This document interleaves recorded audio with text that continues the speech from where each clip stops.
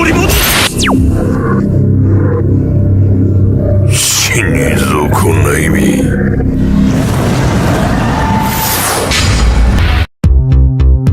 20 years ago, Kazuya lost to Heihachi and was thrown into the mouth of a volcano. A few days later, he was brought back to life by G Corporation, a biotech firm making revolutionary advances in the field of biogenetics research. With G Corporation's aid, Kazuya investigated the biomechanics of the devil gene within him by subjecting himself to various experiments. Kazuya believed that once he unlocked and controlled the power of the devil gene, he would be powerful enough to defeat Heihachi and destroy the Mishima Zaibatsu. 20 years later, the Tekken forces attacked G Corporation's facility and stole their research data. Kazuya was also targeted in the attack. Kazuya was infuriated by Heihachi's interference once again. He was determined more than ever to exact his vengeance. Kazuya was not fooled by the sudden announcement of the King of Iron Fist Tournament 4. He knew that it was a trap orchestrated by Heihachi to lure him out. Despite this knowledge, Kazuya enters the tournament. This is his chance to defeat Heihachi.20年前貴様に殺されかけた時に分離した我が半身をこやつから取り戻す。今こそ我が復活の時。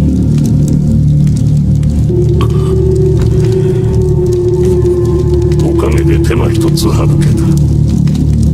褒美に我が力を味わわせてやろう。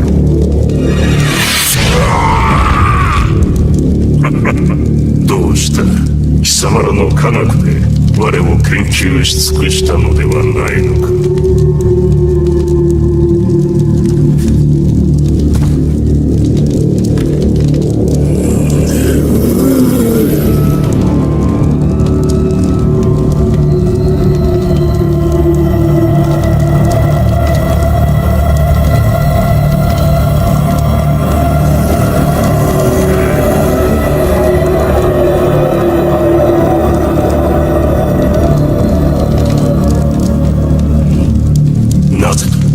なぜ変わらぬ。風間とやらの力。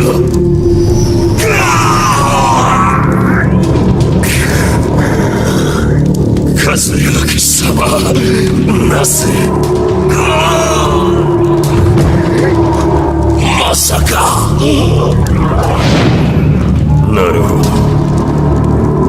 力の統合にこんな手もあったとはな。貴様の出番もここまでだ。俺の中で溶けてゆくがいい。あとは貴様を殺せば全て俺のものだ。目覚めろ風間陣。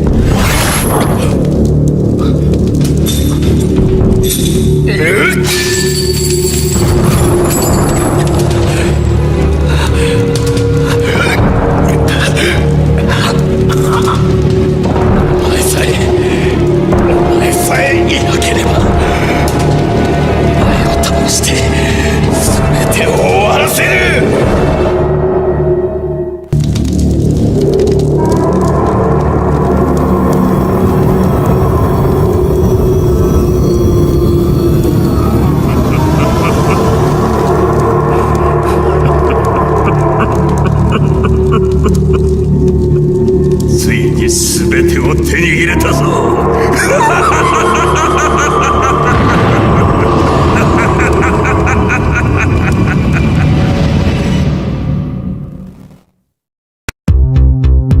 Martial Law was a successful businessman. He managed a newly established dojo and owned a successful nationwide Chinese fast food chain called Martial China.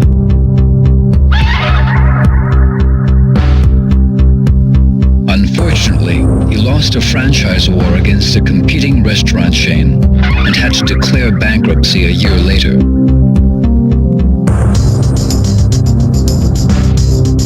Unable to cope with failure, Marshall fell into depression and spent his days at home on his couch in a drunken haze. Then one day, a notice for the tournament arrived at his doorstep. Marshall's eyes flashed with renewed vigor. After a month of intense training, he beat himself back into top physical form. This is it, he said to himself. It's all or nothing. The fire within him raged hotter than ever before. The king of Iron Fist tournament. Final stage.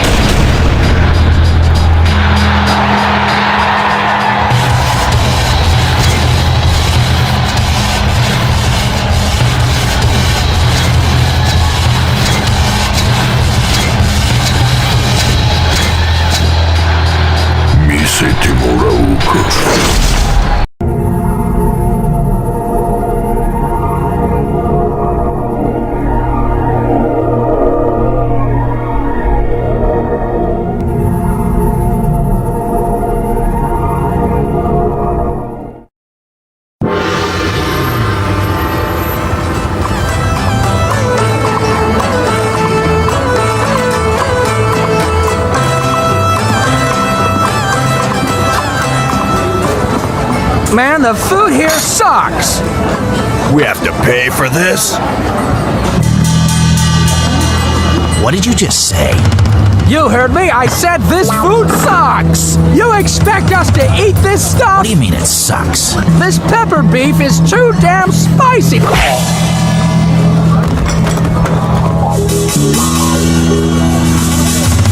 What are you talking about?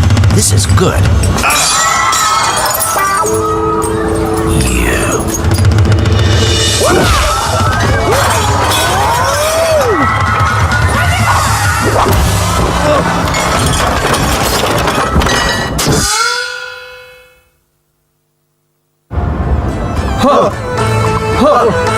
No. Put more anger into it. Yeah, that's more like it. Lower your stance a bit more and... Xiaoyu was a junior at Mishima High School, but lacking any particular goals, Xiaoyu grew tired of her daily routine. One day, she received an anonymous email warning her of Heihachi's evil intentions and the dangers she faced. Though Xiaoyu replied to the email in hopes of an answer, she didn't receive any further messages. Xiaoyu's intuition told her that Jin, who had been missing since the last tournament, could be the sender. She believed in the message and began to distrust Heihachi and the Mishima Zaibatsu.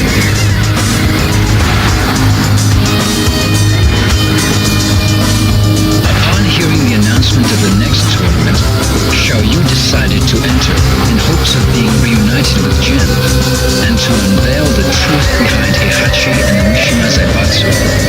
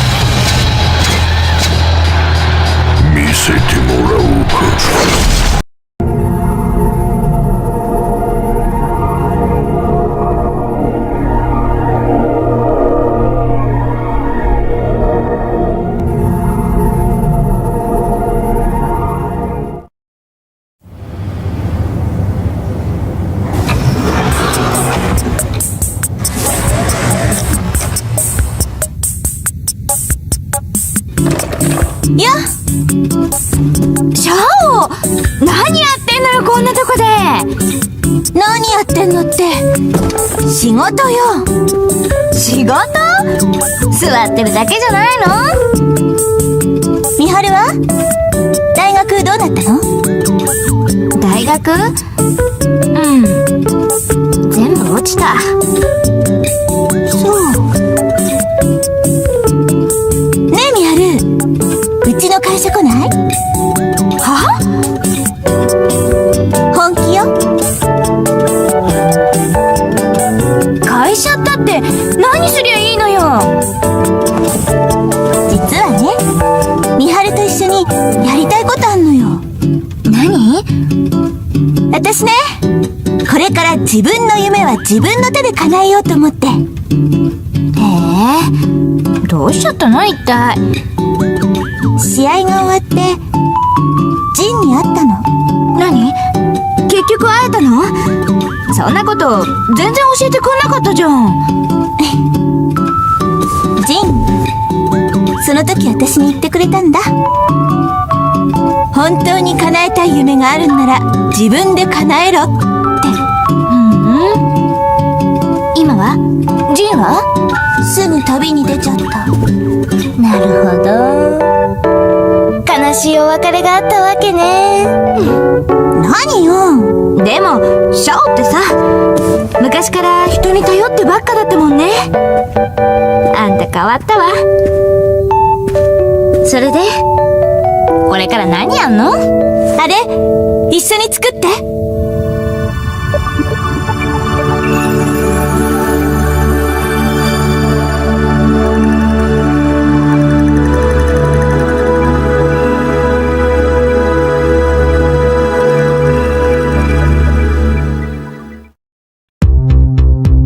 Back in his homeland of Korea, Orang was drafted into the military and assigned to a Spec Ops unit. Although his success in various missions was highly regarded, his penchant for disobeying rules and orders gave his senior officers more than a few headaches.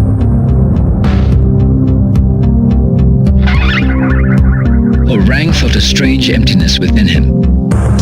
He recalled longingly of the days hustling money in street fights, the rush of hand-to-hand combat, and his fight against Jin Kazama. The military could not quell these yearnings.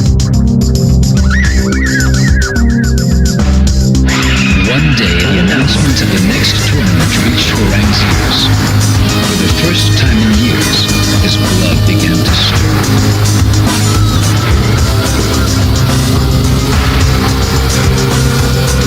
He would defeat Jin, Heihachi Mishima, and anyone else who dared to stand in his way of claiming Mishima's Zaibatsu as his own. Bursting with anticipation, Orang slipped out from the military base and headed for the tournament.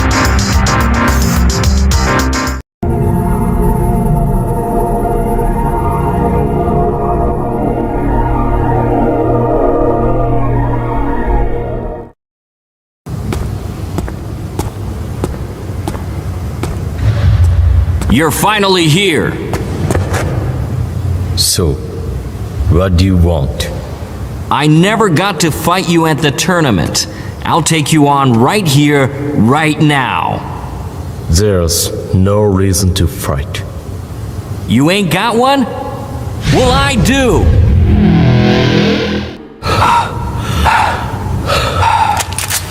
Sergeant! Desertion is an offense punishable by court-martial. Give yourself up, soldier!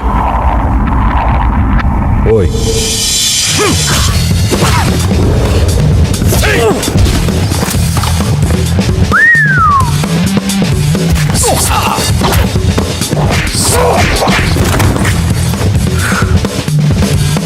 Fire!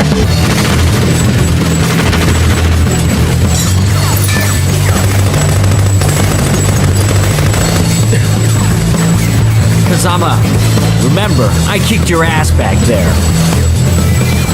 Hey, you listening? I'll give you a chance to even the score at the next tournament. You better show up.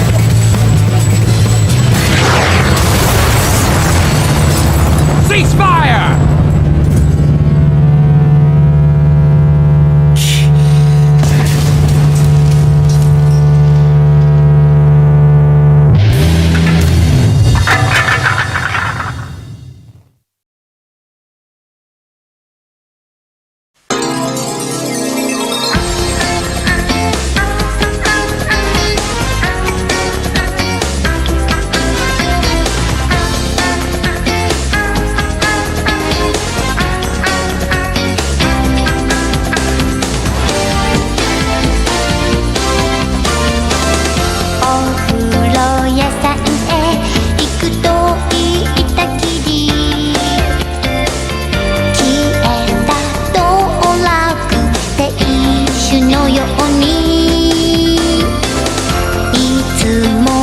違う電車に乗って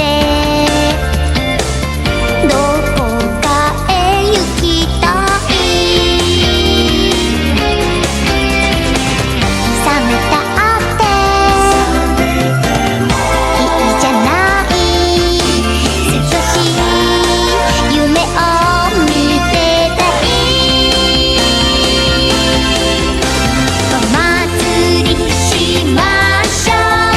すべてを忘れ今だけの本当を作りましょう。スイッチひとつ切れば消えるわ。だからもっとすごいことをしましょう。今夜は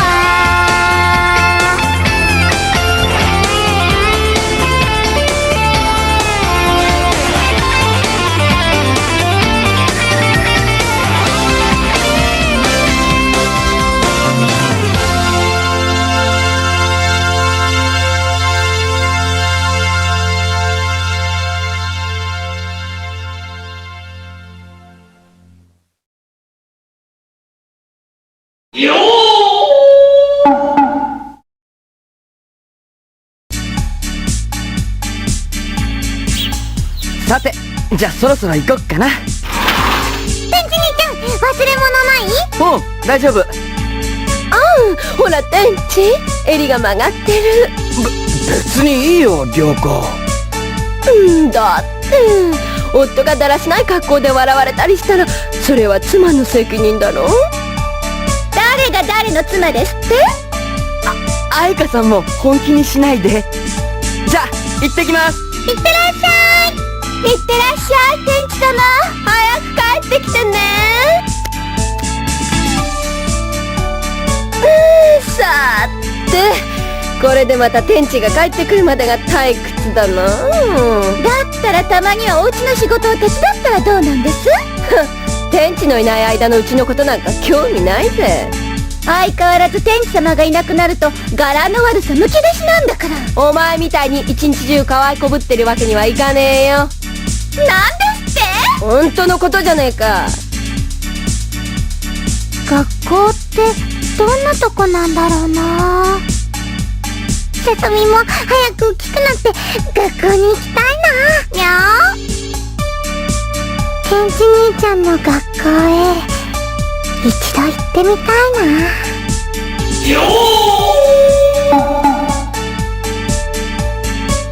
あっという間に夕方でござる。今日の夕食はいつにも増して賑やかな様子ですね。なんて美味しそうなんでしょう。遠慮なくお上がりなされ。まだたくさん作ってあるからいっぱい食べてね。ありがとうございます。ほら、いいよね、お米よ。10日ぶりのご飯粒よ。ちょっと恥ずかしいことまで言わないでよ。おめえら相変わらずそんな生活してんのかよ。もう来る日も来る日もカップラーメンで、せめて 1.5 倍カップにしましょうって言っても、気を練ったらそんなことしたら 1.5 倍早くお金がなくなるって。そんなことまで言わないでったら。そもそもあんたがバイト先で片っ端から物を壊すから全然お金は残らないんじゃないの。でもうちの学生食堂でお二人が働いてるのを見た時にはびっくりしましたよ。私たちも全然知らなかったんです。今回のアルバイトは三星が勝手に決めてきたんで学校だっていうのは分かってたんですけど、まさか天地さんの学校だったなんて。おまけにお夕食にまで呼んでもらっちゃって、今日はとってもいい日だわ。ねえねえ、天地兄ちゃんの学校ってどんなとこ？そうそう、学校での天地の様子はどうだ？悪い女に引っかかったりしてねえだろうな。とりあえず教室では隣に女の子が座ってましたけど。にゃーにー？天地？うちは男子の隣はみんな女子なの。それにお掃除の時には別の女の子と楽しそうにゴミ箱持ってまましたし。それはゴミ捨ての当番で。やるわね、天地殿。誰もいない校舎裏のゴミ捨て場、そこへやってきた一組の男女とくれば、することは一つよね。何をするとおっしゃるんですか？あら、そんなこと決まってるじゃない。ゴミ捨ててんじゃないの？しかし、そんなの愛花だけなら楽勝だと思ったが、学校ってのはマークしてなかったぜ。下品な涼子さんと違っておしとやかな娘もいらっしゃるかもしれませんわね。侮れませんわ。まったく、ワシュウさんは思わせぶりな言い方をするんだから。学校は単に勉強するところなんだから、そんなに気にすることは何にも。嫌な予感。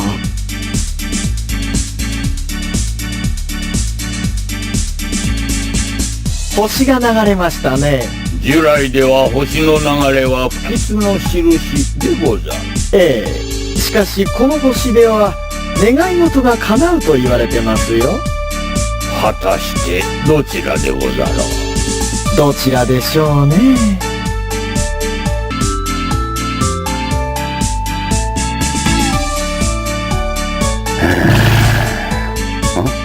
誰だ？視聴クラブの君ちゃん。誰だそりゃ。なんだ涼子くんか。どうしたのかね。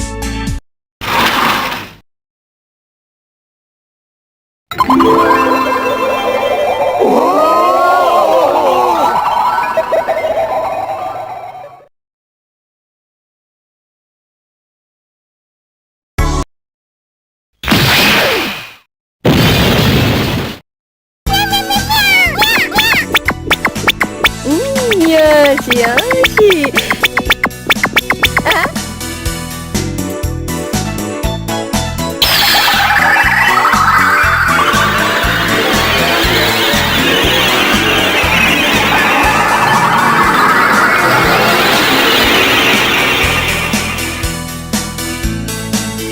これなら不満はないでしょ。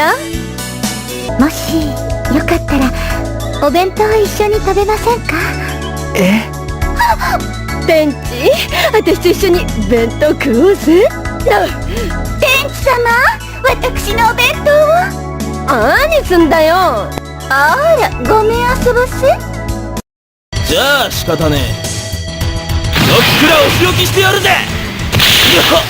ほざいとれや。うわまあ。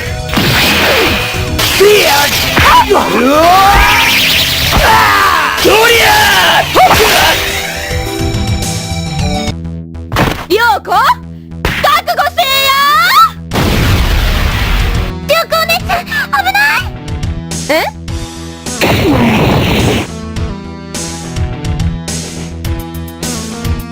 てめえ、何しやがる。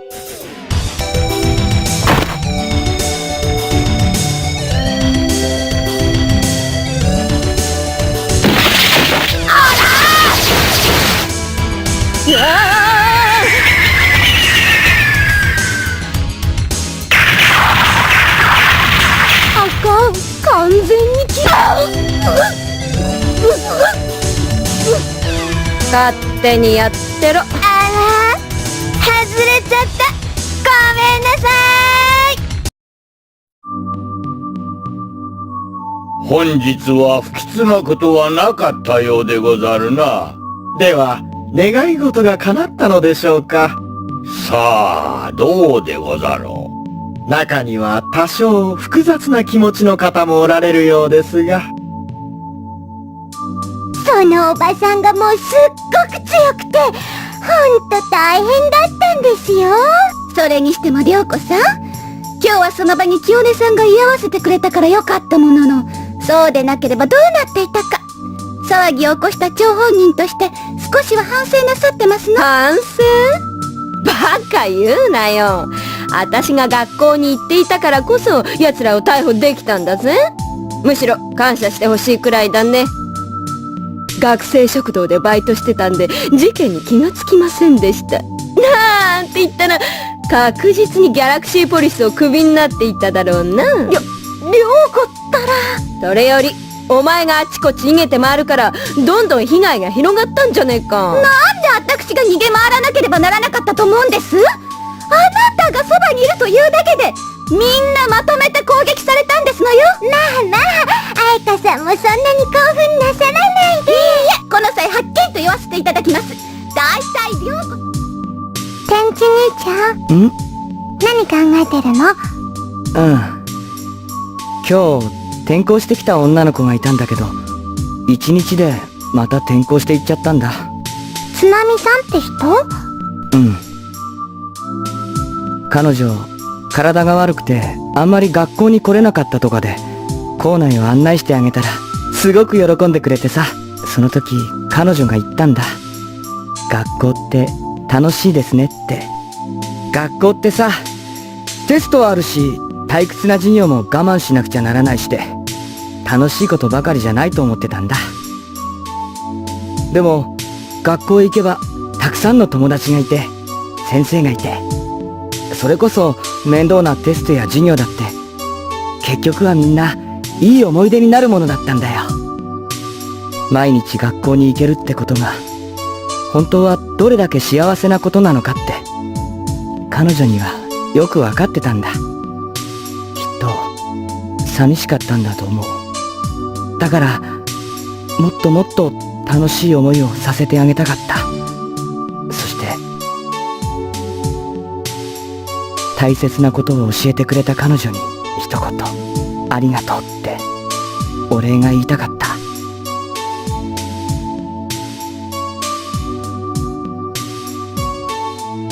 天地兄ちゃん、大丈夫だよ天地兄ちゃん。天地兄ちゃんのその気持ちちゃんとつなみさんにも伝わってるよ。きっとつなみさん今日のこと忘れないと思う。そうだね。ありがとうささみちゃん。天地、お前からも言ってやってくれよ。今日の騒ぎの責任は私にあるわけじゃないって。まあ襲われた側なのは確かだけど。天地様、甘やかしてはいけません。あの3人が襲ってきたのは結局は涼子さんに原因があるのですから、当然責任はあるんです。そんなことないよな天地。ちょっと涼子さん、天地様から離れなさい。涼子さん、しかしあんたたち毎日毎日よく飽きないわね。本当に見てると涼子ちゃ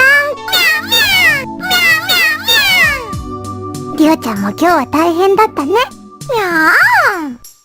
いろいろ危ないこともあったけど、でもね、ささみ、今日はとっても楽しかったよ。やっぱりみんな一緒なのが一番だよね。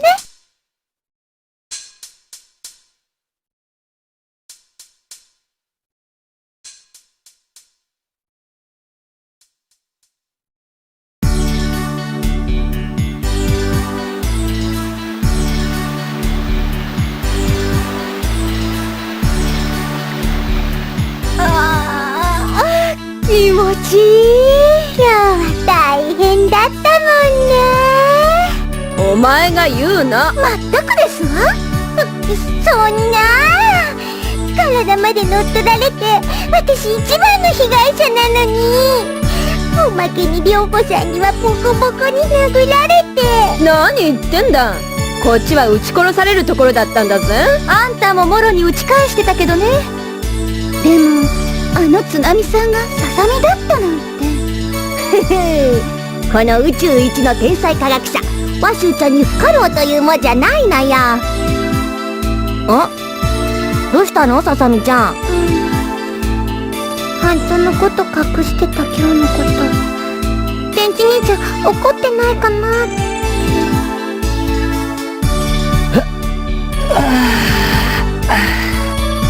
天地兄ちゃんいる？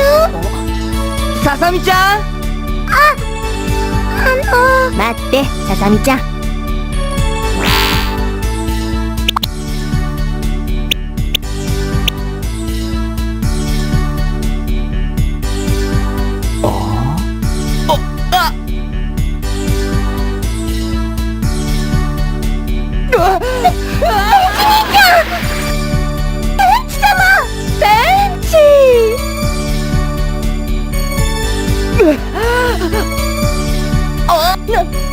なんだよく来たな、天地。バカ、くっつくな、良子。何照れてんだよ。いいから離れろって、みんな見てるだろ。気にするなよ、他の連中のことなんか。おい、りょうこちゃん、ちょっと邪魔よ。カッパ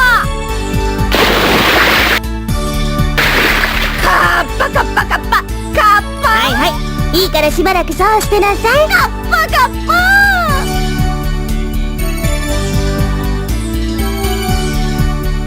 ー。どうしたの、ささみちゃん。ごめんね、天地兄ちゃん。今日転校生だなんて嘘ついて。別に嘘をつかれたなんて思ってないよ。じゃあ今日のこと許してくれる？初めから怒ってなんかいないよ。むしろささみちゃんに学校を案内できて嬉しかったよ。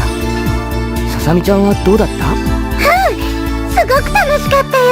じゃあそれでいいじゃないか。また来たくなったらいつでもおいでよ。ありがとう、天気兄ちゃん。でも多分もう行かないと思う。どうして？ささみまだ子供だからよくわからないけど、こ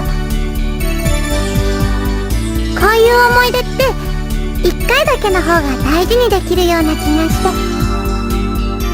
ささみちゃん、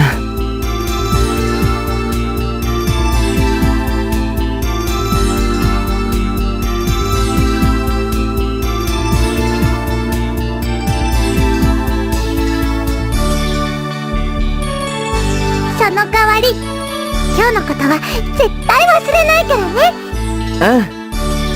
いつまでも小さな妹だとばかり思っていたら、いつの間にかあんなことも言えるようになっていたんですのね。愛花殿ももっとしっかりしなくちゃね。はい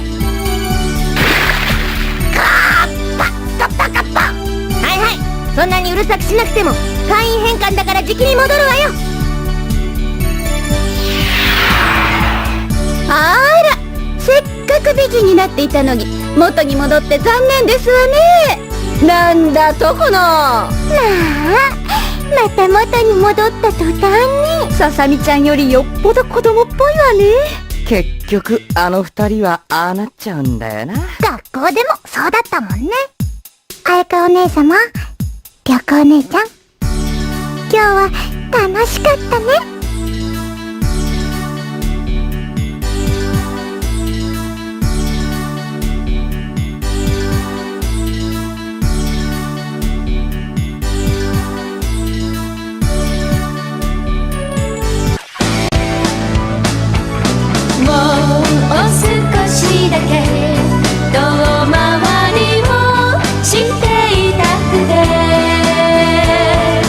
あなたの声に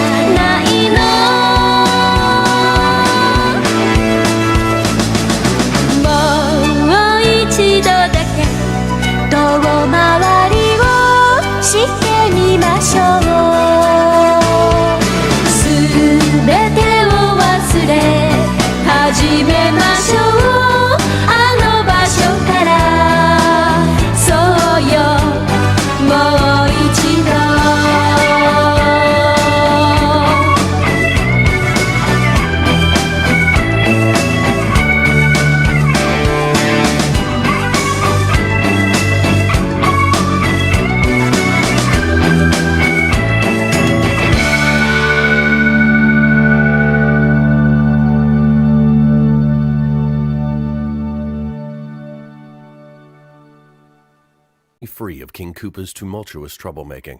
Mario and Luigi had chased the rascally reptile into a banishment zone and sealed the entrance with 10,000 bricks. Then, after posing for hero statues and being feted with a kingdom-wide gourmet victory feast, our brave plumbers returned home to Brooklyn. But when the peaceful mushroom people least expected it, King Koopa escaped. Vowing to finally get his villainy right this time, Koopa blasted back to the Mushroom Kingdom in his flying battle wagon, the Doom Ship, and revealed the wildest, weirdest, wackiest danger any Nintendo world has ever faced. King Koopa's kids, Bully Koopa, Big Mouth Koopa Jr., Kooky Von Koopa, Cheatsy Koopa, Cootie Pie Koopa, and the last of the litter, twins Hip and Hop. Now it was Koopa plus 7 Koopalings, and the peaceful Mushroom Kingdom faced 700 times the pandemonium. Princess Toadstool sent an urgent call for help. Only the Super Mario Brothers could stop the Royal Koopa and his obnoxious offspring from wreaking their half-baked havoc.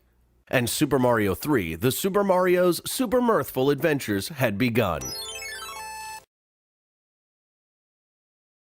Our stories can start in several ways. First, they can begin with our heroes and heroine, Mario, Luigi, Princess Toadstool, and Toad.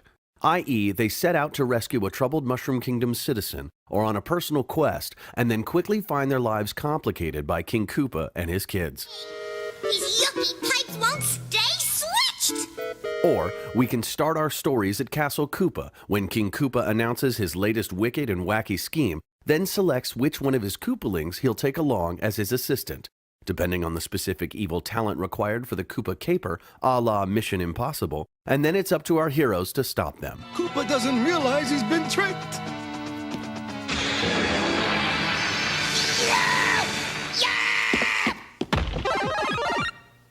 Hey, who's been fooling with my wands? Good, truthful, honest, giant Ninja Mario. That's who! Since there's never been a more rivalrous group of siblings, the Koopalings clamor to win King Koopa's favor and sabotage one another in order to be chosen. When the riot ends, King Koopa and the kid, or kids of his choice, set out to create havoc in all the rich new levels of the Mushroom Kingdom, from Grassland to Desertland, Waterland to Giantland, Skyland to Iceland, and Pipeland to Darkland. Sheesh, Darkland gives me the creeps! That's because it's filled with them. Thanks for reminding me. No time for jokes, Luigi. Make direct! And it's not just the good folk of the Mushroom Kingdom who are in danger. Loading up his giant flying battlecraft, the Doom Ship, with Koopa Troopas and Paragoompas, King Koopa and his off-the-wall offspring even mount occasional surprise assaults on the un-Mushroom Kingdoms of the real world's New York City, Hollywood, Fort Knox, London, Paris, or Hong Kong. If that isn't trouble enough, the Koopa crew has a whole new assortment of malicious and madcap minions to help them harass our heroes and heroine. Boo Diddleys, pesky ghost heads with big teeth and short tempers. Thwomp, a monumental hunk of menacing rock with the ambition to be Mario's tombstone. Patooies, mouth-headed mercenaries who spit spiked cannonballs. And Rocky Wrench, a sneaky turtle with severe overbite who hides in manholes and ambushes unsuspecting plumbers. Wrench attack, Luigi! Let's tool on out of here! In every corner of this colorful land, we find appealing three-dimensional personalities who truly deserve a Mario Brothers rescue. No matter how much we want to laugh at the comedic appearances of our Nintendo-ish cast, they come complete with hearts, minds, dreams, feelings, and all the identifiable human conflicts essential to rich storytelling. Those Mario Brothers are super!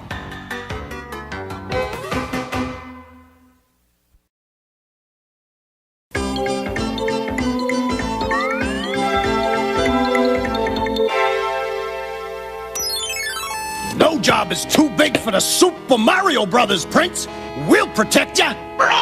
These shrimpy guys couldn't help the royal fleet. What you don't know, Bird, is that our shrimpy guys can get supercharged. Come on, Luigi. We'll show this parrot. Let's find us a couple of super leaves. Don't let Mario's looks fool you. He may be the shortest, chubbiest, most comedic-looking superhero ever to have his own show, but he always finds an ingenious way to overcome the most overwhelming obstacles in his path and somehow save the day.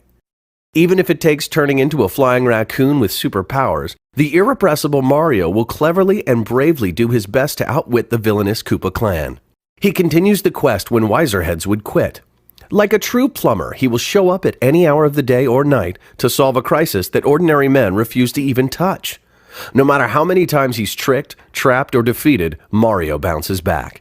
His greatest strength is his unconquerable spirit and his willingness to fling himself selflessly into any situation if justice is at stake.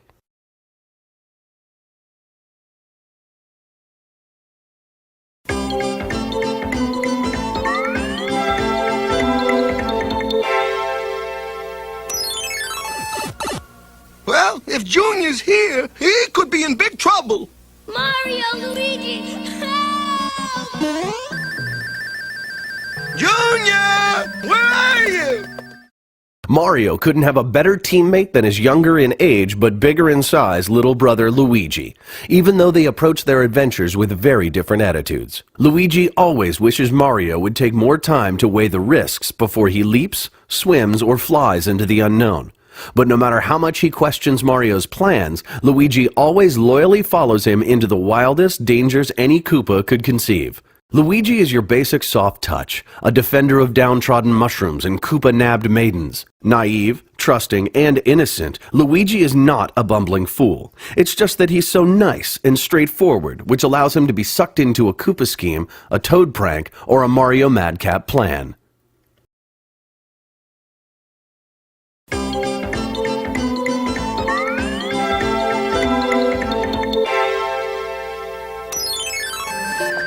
Ready, guys. The Sledge Brothers are breaking you out of here.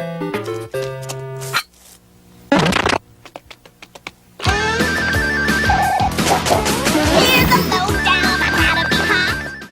Our indomitable royal heroine is definitely no old-fashioned damsel in distress who does little more than wait to be rescued. She's very much a charming, energetic, contemporary young woman. Chronologically, a 17-year-old, but with a royal sense of responsibility and noblesse oblige that few teenagers possess. Because of her intelligence and intimate knowledge of her domain, she often takes charge of the rescue mission and comes up with the clever plan to foil King Koopa's latest plot. Her people respect and admire her. She regards the Mario brothers as her closest friends and is extremely grateful that they have left their own world to come help save hers. It's no easy task rescuing a kingdom, and what makes it even worse in Super Mario 3 is that King Koopa's kids regard Princess Toadstool as their prime target for troublemaking.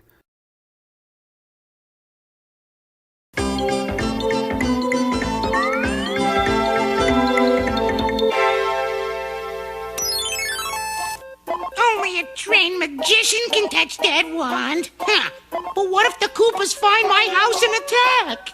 I couldn't let the princess be captured, could I? To save us all, I must use the wand! Wow! I feel like I'm a wizard already! Toad was left on his own at an early age and managed to survive on the streets of many magic lands by his quick wit and fast feet. He met the princess when he was delivering pizzas and attempting to sell encyclopedias to the Mushroom Kingdom Palace. She was so impressed by his eagerness to improve himself that she got him a job in the royal kitchen. And when King Koopa took over the Mushroom Kingdom and the princess was cast on the streets, Toad repaid her kindness by serving as her guide, loyal servant, and diplomatic advisor. He's not too sure the Mario brothers know what they're doing and often launches his own counterplan, which sometimes saves their hides and sometimes doubles their jeopardy. Toad is street smart, very bright, and totally resourceful. All in all, he's exactly the kind of mushroom you'd want guarding your flank in a fireball fight or facing a clutch of snapping piranha plants.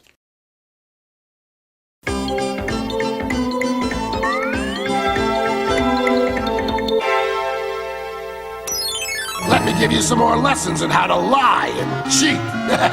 First you tell them a big lie to get them in your clutches. Then you squeeze them for the big payoff.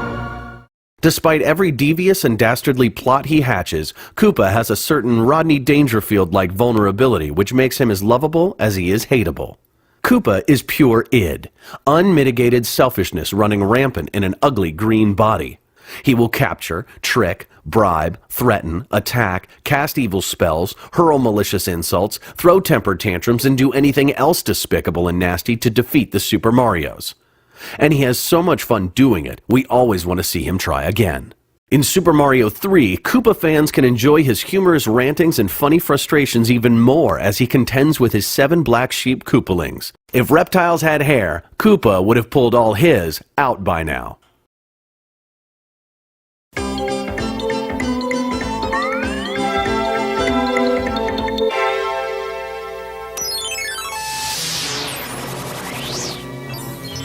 Oh, we did it! This pendant is gonna give King Dad the same superpowers the Mario Brothers have. Whoa, boy, am I smart! When Koopa's villainous schemes require sheer lunacy, he calls on Kooky. A graduate of Frankenstein University, Kooky loves to construct monsters in his basement lab in Castle Koopa. He is responsible for many of the new villainous characters in SM3. He built the Doom Ship. Kooky never showers or combs his hair. He sleeps during the day, if he ever sleeps at all, eats nothing but candy and fried foods. You're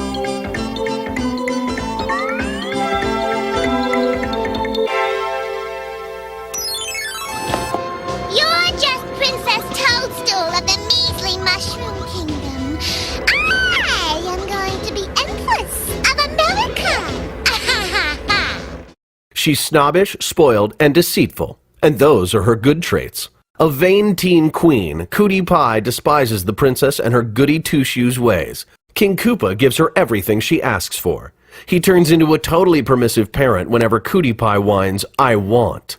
Anything anybody else has, Cootie Pie wants. And anything she already has, she wants 2 of. Cootie Pie is not that bright, but has megawatts of intensity and laser-sharp focus. When she gets hold of an idea, she does not let go.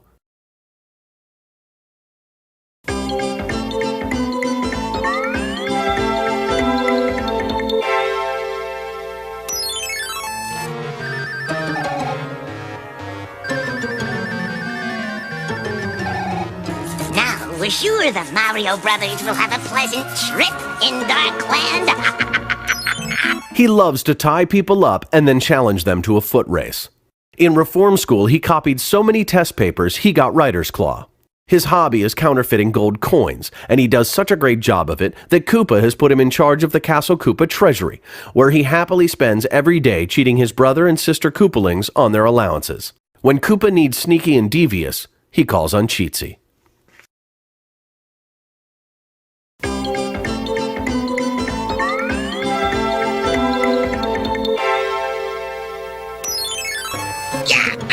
Did you hear him? You're a lazy bully. If you don't help us, I'm gonna tattle. Big Mouth just can't stop blabbing, and his twisted talent is insult. His cutting remarks can even reduce his father to tears. Big Mouth's got a chip on his shoulder the size of the Doom Ship. He would never admit he was wrong, even though he usually is. He thinks he knows everything about everything, but what he knows is all wrong, and he always blames the other guy for his mistakes. Big Mouth loves to stir up trouble and has a needling, probing attitude that always gets it. He holds grudges against the whole world.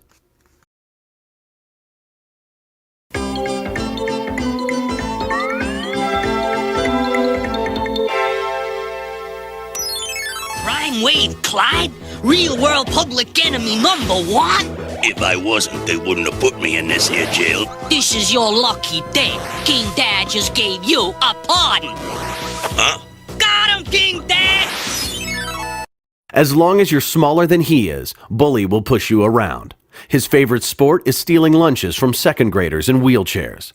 Bully is the most dangerous of the kids. The oldest, he would try to take over his dad's position as king if his dad would stop being such a big bully and let him do it.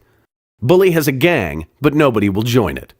He thinks he's totally cool and loves 50s greaser music in Nintendo style.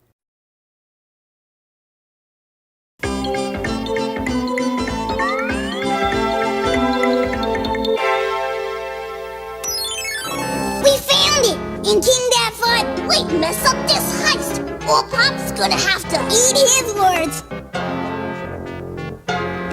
Whoa!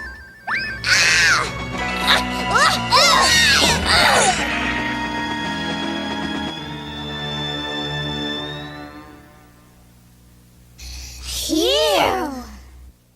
While the rest of the Koopalings are in their teens, Hip and Hop are bratty 6-year-olds. These twins don't go anywhere without one another and are always finishing each other's sentences. Silly and dumb, goofy and bumbling, they are always lost and have probably forgotten where they were going anyway. They flunked Cooper Garden. They wouldn't be a threat to the Marios and the princess if it weren't for the fact that they have the most powerful magic wands and are easily manipulated by Bully and their other siblings.